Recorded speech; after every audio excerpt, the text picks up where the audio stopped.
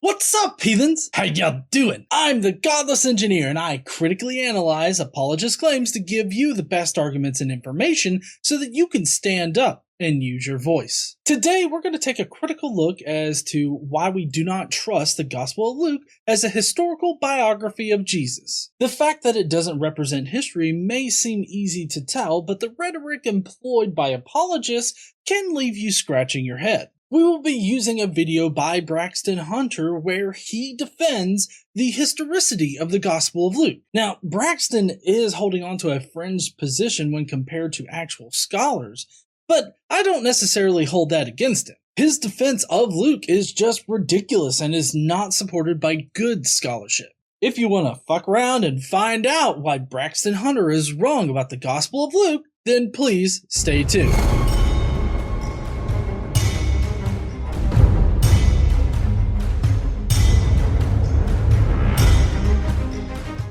You know, many Christians think that we can trust the Gospels, including the book of Luke, because they were based on detailed oral traditions that Christians passed on faithfully from one generation to the next.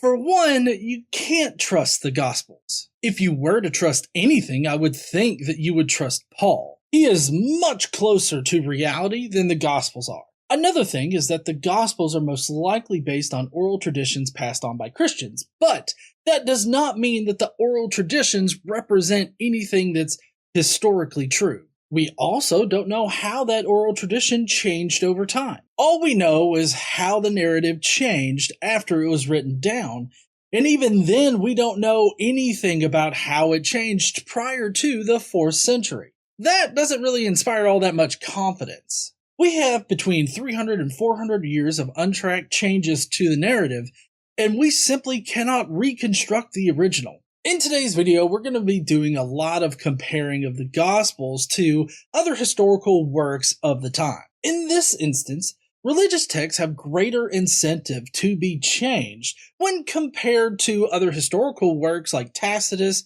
Arian, and other non-Christian historical sources. We know this because of how much the biblical narrative did change after we could determine what these changes were. Whole ass passages were inserted into the narrative. Like, for instance, the end of Mark was completely fabricated. And that story in John where Jesus protects the prostitute from the crowd of people wanting to stone her, that was completely fabricated and inserted into the gospel narrative. I mean, Christians just love to change the immutable words of their God to suit their theological needs. So, trust the Gospels? No, you should not trust the Gospels. Well, this certainly happened, but actually our reasons for believing that the Gospels, and certainly the book of Luke, go all the way back to actually eyewitness testimony is even better than that. Oh, well, the Oxford Annotated Bible states, neither the evangelists nor their first readers engaged in historical analysis.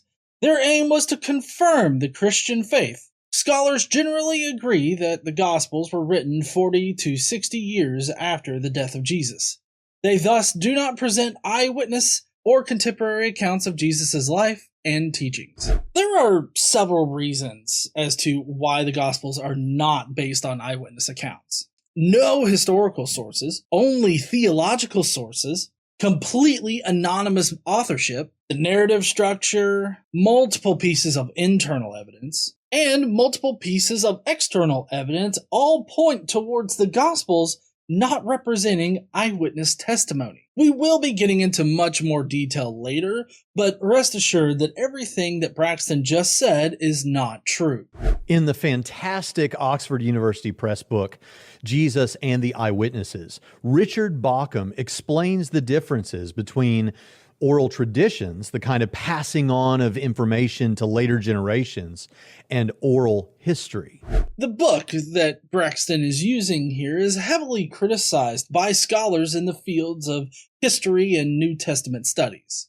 Catholic scholar Dean Bachard had this to say in his review of Jesus and the Eyewitnesses. Without accepting Bauckham's dubious claim that Peter's appearance at the beginning and end of Mark represents a literary device for identifying the work's authoritative witness, it is very difficult to affirm the other alleged indications of the author's reliance on Peter's testimony, which are ambiguous at best. The field of New Testament studies is quite nearly intellectually bankrupt as it is. But even for some of its staunchest supporters, the idea that the Gospels are based on eyewitness accounts is just far too ridiculous to consider. I tell you this because it should give you an indication as to how ridiculous the premise of this book is. There simply were no eyewitnesses to Jesus' life or his teachings. Bauckham, while I'm sure he is a smart man, does some really stupid things in this book, as we'll see. And also, oral history is a thing, but it's normally done by audio recording somebody's testimony, and that person would have been a verified eyewitness of whatever event they were recounting. Bauckham seems to have twisted the idea of oral history so that it fits the Gospels. The Gospels record oral traditions and never seek to record what historically happened. If they were recording history, then we should see historical sourcing methods that are present in other historical accounts of the time. The Gospels never attempt to do that, with the exception of Luke, and even then, it's kind of this half-assed way of doing it that is not really comparable to other historical accounts of the time. Oral history is a phrase used to describe information collected while the people who experienced particular events were still alive, while those facts could be checked with the people who actually experienced the events in question. This is true, but we cannot know that this is the case for the Gospel. Typically, in oral history, the conversations are audio recorded and the people are verified to be actual eyewitnesses of the event. This did not happen for the Gospels. We don't have any verified eyewitnesses for anything that happens in the Gospels.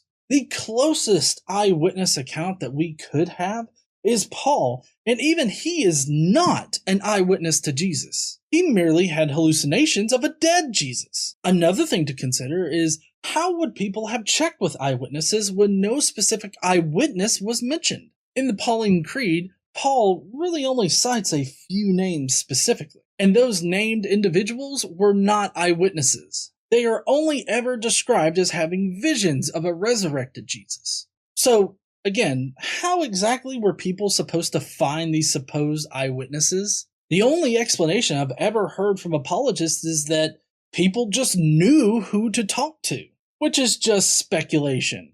And that's it. It's the same as me speculating that a T-Rex walked around Palestine. Speculation is not evidence, and all apologists have is speculation. Well, most scholars believe that Luke was written in the 1st century, while many of the people who had experiences with Jesus were still alive to talk about it. This, likewise, is not true. Luke was most likely written in the late 1st century or very early 2nd century. And it had to have been written after 93 CE because Luke's gospel is heavily dependent on Josephus's work. And at that point in time, there most likely would have been anybody alive 60 years after the events supposedly happened. And this is just basic human lifespans at this point. Sure, it's possible that somebody could have survived that long, but just because it's possible does not mean it's probable. For instance, another author named Papias mentions 2 of Jesus' disciples who were still alive during his day when he was writing toward the end of the 1st century and the beginning of the 2nd century. No, Papias was not writing in the 1st century. Papias is most likely writing between 110 and 130 CE. And that's just what the consensus scholarship says about Papias and his writings. But also, Papias is not trusted by mainstream scholars to give an accurate account of events that happened. Matthew Ferguson plainly lays out why Papias is not trusted. Papias himself had never met any of the apostles, and he was relying on a tradition reported by an unknown figure named John the Presbyter, or Elder John. Papias is notorious for sourcing his information to ambiguous people that are not referenced anywhere else in history. Papias is also notoriously known for reporting hearsay as true events. So Braxton isn't telling you a lot about Papias that he really should be telling you. Like the fact that the information that Papias is relaying on this particular topic comes to him by way of an ambiguous figure named John the Presbyter that is not recorded by anyone else in history. Oh yeah, totally legit. Bauckham writes, "It is natural to suppose that those who are writing Gospels, our canonical Gospels, at the time of which Papias speaks, would have gone about their task similarly, as indeed the preface of Luke's Gospel confirms. For the purposes of recording Gospel traditions in writing, evangelists, or the authors of the Gospels, would have either gone to eyewitnesses or to the most reliable sources who had direct personal links to the eyewitnesses. Collective tradition as such would not have been the preferred source." There are many reasons why everything that Braxton just said is not true. They all boil down to the fact that the Gospels and other books of the New Testament never attempt to record history. This is demonstrated by Paul in his letter to the Galatians when he writes, "For I would have you know, brothers, that the gospel that was preached by me is not man's gospel. For I did not receive it from any man, nor was I taught it, but I received it through a revelation of Jesus Christ." Galatians 1:11 through 12. The Gospels also established the same disregard for historical sourcing when they constantly refer to scriptural sources as a way to prove that some event happened. Mark has direct citations to Scripture, while Luke is a little bit more covert in his use of Scripture. Luke still cites Scripture to explain why Jesus' family went to the temple when Jesus was 12, and when John the Baptist was rambling in the river. These are only two instances of the plethora of times Luke refers to Scripture, but it definitely establishes that Luke is dependent on the Scriptures. Alright, so now let's compare the Gospel of Luke to an actual historical account of someone's life. Let's pick Alexander the Great by Arian. First, let's take a look at how Luke introduces his sources and methodology for writing his gospel. Many have undertaken to draw up an account of the things that have been fulfilled among us, just as they were handed down to us by those who from the first were eyewitnesses and servants of the word. With this in mind, since I myself have carefully investigated everything from the beginning, I too decided to write an orderly account for you, most excellent Theophilus, so that you may know the certainty of the things you have been taught. Great, now let's jump on over to Arian's preface in his biography of Alexander the Great. I have admitted into my narrative as strictly authentic all the statements relating to Alexander and Philip which Ptolemy, son of Lagus, and Aristobulus, son of Aristobulus, agree in making. And from those statements which differ, I have selected that which appears to me the more credible and at the same time the more deserving of record. But in my opinion, the narratives of Ptolemy and Aristobulus are more worthy of credit than the rest. Aristobulus, because he served under King Alexander in his expedition, and Ptolemy, not only because he accompanied Alexander in his expedition, but also because he was himself a king afterwards. And falsification of facts would have been more disgraceful to him than any other man. Moreover, they are both more worthy of credit because they compiled their histories of Alexander's death when neither compulsion was used nor reward offered them to write anything different from what really occurred. You see, Arian was trying to write the real history of Alexander the Great. Now, compare Arian's preface to Luke's opening. Arian directly cites the names of people and why he feels they would provide the most accurate accounts of Alexander's life. He also addresses his methodology for reconciling any contradictions between the two accounts. And what do we get from Luke? Do we get the same kind of historical citation or methodology? No, we don't. We get ambiguous references to eyewitnesses, with no citation as to who they are or why they would provide the best accounts. And we know absolutely nothing about his methodology for reconciling differences between his eyewitnesses. If you were a historian at this time, this is not how you would write a historical account about somebody. Luke does give us some insight into his goal of his gospel with the line, so that you may know the certainty of the things that you have been taught. As the Oxford Annotated Bible points out, Luke is only looking to reinforce the Christian faith, not record history. This single difference is not the only thing that distinguishes Luke from actual historical biographies of the time. Matthew Ferguson lays out an extensive list of the reasons why the Gospels, especially Luke, deviate from actual historical accounts. Reasons like the lack of internally analyzing and addressing the contradictions in the traditions, the presence of the author in the work, the education level of the target audience, genre differences, authorial speculation, a lesser degree of authorial license, interdependence between the Gospels, miracles are central to the story instead of at the fringe, and important events and people just immediately disappear from the narrative. All of these reasons lead us to conclude that Luke is writing theology and not history.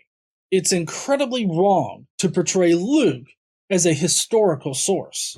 In other words, if Luke, let's say, were writing about Jesus' life during a period of time when those people who were involved in the events most important during the life of Jesus were still alive, he would have likely checked with those eyewitnesses. This is consistent with what Luke tells us he's doing. The opening words of the book are, "Since many have undertaken to compile an account of the things accomplished among us, just as they were handed down to us by those who from the beginning were eyewitnesses and servants of the word, it seemed fitting to me as well, having investigated everything carefully from the beginning, to write for you an orderly sequence, most excellent Theophilus, know the exact truth about the things you have been taught." And that is the entire witness list and methodology of Luke. Like I plainly laid out before, this is not how a historian looking to record history would cite his sources or communicate his methodology. Luke doesn't discuss how he's going to resolve contradictions between his eyewitness accounts, and he doesn't actively participate in the history. I feel like everyone should laugh at the ridiculous notion that this is a historical account. Now, if you've ever written a research paper, you might think, well, why didn't Luke give us his sources then? Where are your footnotes, Luke? Well, Luke's writing style falls into a genre known as Grecoroman Biography. Or at the very least, we can say that most scholars agree that Luke's writing has many similarities with that genre. And within that style, scholars think they've found a way that some authors cite their sources. Nothing about Luke screams biography, but even Greco-Roman biographies can be completely fictional. The Gospels are more accurately described as hagiographies. A hagiography is a biography that is primarily concerned with idolizing its subject.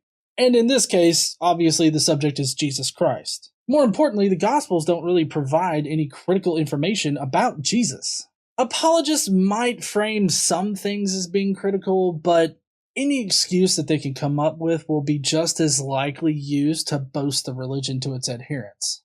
And just to reinforce this, most scholars do not consider the Gospels to be true biographies. For the most part, they view them as mythical stories about some historical version of Jesus. That is what the actual consensus is. Obviously, I don't have a problem with going against the consensus. What I do have a problem with is claiming that most scholars view the Gospels one way when they don't. Finally, none of the Gospels reveal their sources whatsoever. Saying that they do cite their sources is just a flat-out lie. Anyone that has studied any historical scholarship would be able to recognize when an author is recording history and when they're reinforcing theology. They do it by using what has come to be known the Inclusio. And that is naming characters in a story that you really didn't need to name for the sake of the story because they were your source. This is not what Inclusio is. Now, Inclusio is used in the Gospels, but it's a literary device used to highlight some theological message that's trying to be communicated by whatever story is being told. Ancient historians do not use Inclusio to identify sources. Asserting that Inclusio is used to identify sources is just an act of special pleading. And we've already covered how ancient historians would have identified their sources by directly naming them. A good example of Inclusio is when Jesus rampages through the temple. The events start with Jesus cursing a fig tree, and then he has his little bitch fit in the temple, and then he goes right back to cursing the fig tree. The point of this Inclusio was to highlight what Jesus was doing to the existing Jewish religion. Jesus was cleaning up shop, and God had cursed the existing temple tradition. Jesus was actively reshaping Judaism into Christianity. And that's how Inclusio is used as a literary device. Something that I want to bring particular attention to is that Braxton and Bauckham are saying that there is no need to name this character in this story. And this seems to indicate to both of them that the person is the source of the story. Bauckham writes, a good example of this is Cleopas in Luke 24:18. The story does not require that he be named, and his companion remains anonymous. There seems no plausible reason for naming him other than to indicate that he was the source for this tradition. You see, here, Bauckham claiming that there's no need to name Cleopas in this story other than to present him as the source of the story is just pure speculation. There are plenty of reasons to introduce named characters into a story. One hallmark of a fictional story is that the name of the person directly relates to the story being told, like Joseph of Arimathea. Joseph of Arimathea is most likely a fictional person in the story of Jesus. Dennis MacDonald has connected the Gospels to the works of Homer, and Joseph seems to be inspired by Priam in the Iliad. In the Iliad, Priam seeks the body of his son Hector. Joseph also does the same for Jesus. This is just one aspect of how the Gospels are connected to Homer. Dennis MacDonald has a whole book on it called The Two Shipwrecked Gospels. I highly suggest you search that book out and read it if you want to learn more about it. Coincidentally, the name Joseph is also a callback to the Joseph just prior to the Exodus. You know, when he asked Pharaoh to bury Jacob in a tomb, just like Arimathea does with Jesus. And then, I bet you didn't know that Arimathea is a compound word, and here's Richard Carrier analyzing Arimathea as a compound. Arimathea is probably an invented word, meaning best doctrine town. Ari being a standard Greek prefix for best, math being the root of teaching doctrine and disciple, and eia being a standard suffix of place. No such town is known to have existed. Another fact that leads us to believe that Joseph of Arimathea is fictional is the ad hoc nature of his appearance in the Gospels. He pops up when he is needed and then just disappears completely when he's no longer. Earlier, we discussed how the lack of further explanations of events or people is one of those hallmark things that indicate the Gospels are fictional narratives. And just like with Arimathea, not only is the name Cleopas a compound word, but Cleopas also pops up and disappears when he's no longer needed, without any further explanation. Richard Carrier in On the Historicity of Jesus explains how Cleopas is a compound word. Cleopas is occasionally claimed to be a contraction of Cleopatros, which means renowned father. But there is no need of that hypothesis when the apposite meaning is clear. The deliberate combination of Cleo, glory, fame, report, and pas, all everything. There are few precedents for such a name, as a contraction or otherwise. It thus appears to be Luke's invention. So the name Cleopas is a literary device that directly relates to the story that's being told. Because after introducing Cleopas, it goes on to report everything there is to know about Jesus and what happened to him. So Cleopas literally only serves as a literary device. It appears as though Luke has invented this person in order to communicate some kind of message about Jesus, which would be the entire message of Jesus. If you'll recall earlier, Braxton and Bauckham both say that there is no other reason to cite Cleopas here, and that means he's the source of the story. But as I've plainly shown, Cleopas being an invented name and a literary device, there are plenty of reasons to name this person Cleopas other than a historical source. And last of all, even if we didn't have this great evidence, the biggest claim in Luke's gospel or any of the Gospels, is the resurrection of Jesus. That's also recorded by Paul in 1 Corinthians 15, 3-7. And scholars think that that section is a creed of the early church that dates to within 5 years after Jesus' death by crucifixion. While it's true that the Pauline Creed does date to the early 30s, that does not prove that Jesus resurrected from the dead. As we saw earlier, Paul is not interested in recording what historically happened, and he completely separates himself from any historical sourcing that he could provide. He is only concerned with reporting his visions and what he's read in the scriptures. The Pauline Creed doesn't give us anything to fact check, so it's really quite worthless, historically speaking. The most that you could say about the Pauline Creed is that it establishes when the belief first arose, not that the belief is true. So do we have good reason to think that Luke did his homework and is a reliable source? No, we don't. Cleopas is an invented character that appears and then disappears as soon as he's not needed anymore. Paul only communicates that the belief started in the early 30s, but that doesn't establish that anything about that belief is true, just that it started. We've also shown how Luke deviates from the norm in ancient historians and how they write their histories, most namely how they cite their sources and how they communicate their methodology for resolving differences in their sources. So, no, Luke didn't do his homework and does nothing to prove that he's reliable. He literally lies to us about events that supposedly happened. We cannot trust anything that Luke says as true to reality. He's not looking to record reality, he's looking to reinforce the Christian belief. Well, one, we have every reason to think Luke was writing an oral history that could be fact-checked during the lives of those involved in the events. No, we couldn't fact check anything. Luke doesn't tell us who his eyewitnesses were. The people at the time literally had no way to fact check anything that Luke was saying. In comparison, other ancient historians tell us exactly who they are using and why those people are the best people to give an accurate account. We get none of this from Luke. Two, we have his explanation that he investigated everything and a plausible citation strategy that was used within the genre he was writing.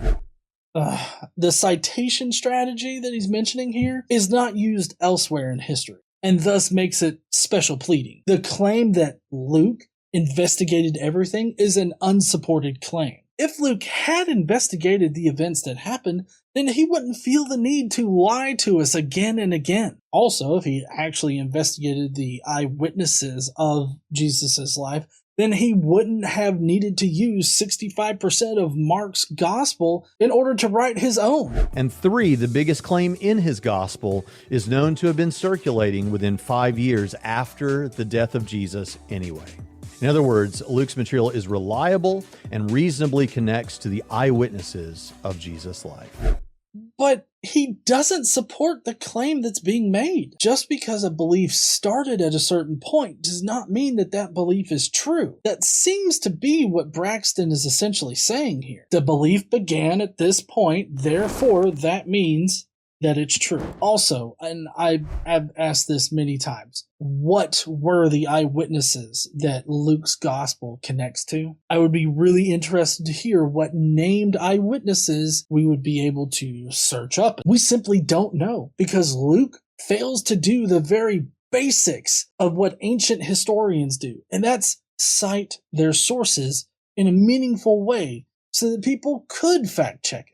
All in all, I found Braxton's video to be laden with bad historiography and only highlights how he'll grasp onto anything that validates his pre-existing beliefs. And despite all of the criticism that Bachman has received, he still hangs on to this special pleading case of Luke covertly citing sources through the use of a literary device that is not used to cite sources. Braxton still hangs on to the idea that Luke historically investigated things. Luke's gospel doesn't represent reality and shouldn't be trusted to communicate anything historical. That's going to be it for the video today. I hope that you heathens enjoyed it. If you will, please go down below. Let me know what you think about Braxton's video here.